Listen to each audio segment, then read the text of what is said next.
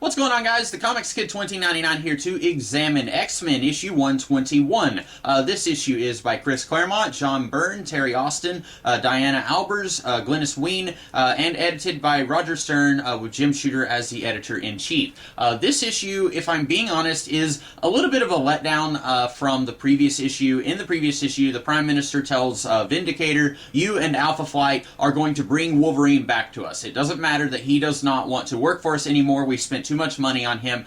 He is coming back here whether he wants to or not. And then Alpha Flight captures Wolverine. They capture Nightcrawler. And then Cyclops says, we are getting our teammates back, even if it means over Alpha Flight's dead bodies. And that's a great ending to that issue. And I feel like the creators of this issue realized they kind of wrote themselves into a corner because they don't want to portray Alpha Flight as villains, even though these guys are complete doofuses who multiple times nearly get many innocent people killed. Sasquatch, when he's throwing an airplane around with innocent civilians inside in the previous issue, in this issue, Shaman has magically summoned a blizzard to cover Calgary, and then Storm realizes that many innocent people are going to die if she doesn't calm the storm, and it nearly kills her doing that. And Alpha Flight, basically their response is, oopsie, we're just trying to get Wolverine back. Who cares if innocent people die? And so even though the creators want Alpha Flight to be portrayed as we're just a bunch of guys doing our job, and therefore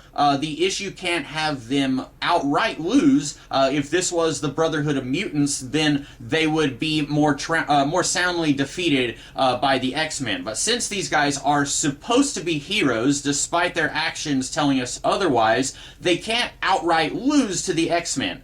So what happens in this issue is, for most of the issue, everyone is fighting each other, and it's just kind of a draw until they realize, okay, we're almost out of pages, so now Wolverine decides he's going to go back with them because he doesn't want the X-Men to get hurt, and he probably should have said something earlier, but he was enjoying himself too much in the fight. And then Storm, she calms the storm that Shaman has summoned, and then for some reason, Northstar knocks her out, even though she just saved his life, and probably all of Canada. And then Alpha Flight, they take Wolverine back into custody. We do get some hints about Wolverine's background here. We did get some hints in a previous issue about Wolverine visiting a social club and how he was a wild kid back then. And then here, Wolverine says that because of Jim and the Canadian government, that he was changed. And then James McDonald Hudson even says because of him and Heather that Wolverine is no longer a wild feral creature, that they took him in and kind of transformed him into I guess more civilized civilian, if you will. And I guess because of that, James McDonald Hudson believes that Wolverine owes him and that he should be a slave to the Canadian government for the rest of his life. And is it obvious that I kind of hate Alpha Flight in these issues? Later on, John Byrne will have a pretty solid Alpha Flight run where these characters are not quite as awful, and you don't want to punch them in the face as much. Most of them, I've never really liked Sasquatch. He's one that if I never see him again, that'd be fine. But most of these other guys, they get fleshed out a little bit more where they're not quite as idiotic. Shaman is not the kind of guy who thinks, I'll just summon a gigantic storm that's going to endanger every civilian in the city, and who cares what happens. He's not that kind of character later on. But anyway, Wolverine, he says, okay, I'll just go back with him. And then the X-Men are like, okay, now they're escorting us to the American border. Now we need to go back and try and rescue Wolverine again. And then Wolverine says, that's okay, I'm here. I snuck out of their truck that they had me in, and now I'm back with you guys. So now let's go home. Yay, end of the issue. Okay. So what is Alpha Flight going to tell the Prime Minister? Based on the conversation he had with Vindicator, it doesn't seem like he would say, well, you tried your best, okay, we're not going to send you guys after Wolverine again. Once they realize that Wolverine is not in their custody, it seems like Alpha Flight would then go to America and try to get Wolverine back again. So I don't understand why they don't do that. I don't understand how anything is resolved here. And when I said that these guys kind of wrote themselves into a corner, I don't see how they could possibly resolve this story. Could Wolverine and James McDonald Hudson come to an understanding where every now and then you come and you do a mission for the Canadian government, but you still get to be an X-Men most of the time? That would pretty much satisfy all parties, except Wolverine, for whatever reason, does not want to be an agent of the Canadian government anymore. And that is a thing way back in Giant Size X-Men issue 1 when Professor X recruited Wolverine. You don't get a lot on Wolverine's character. You don't know why he doesn't want to be a Canadian secret agent anymore, and what is so alluring about Professor Xavier's offer to go and be an X-Man. He is basically trading doing missions for one boss for doing missions with another boss. What is it that he likes so much about the X-Men that he didn't like about being a Canadian secret agent?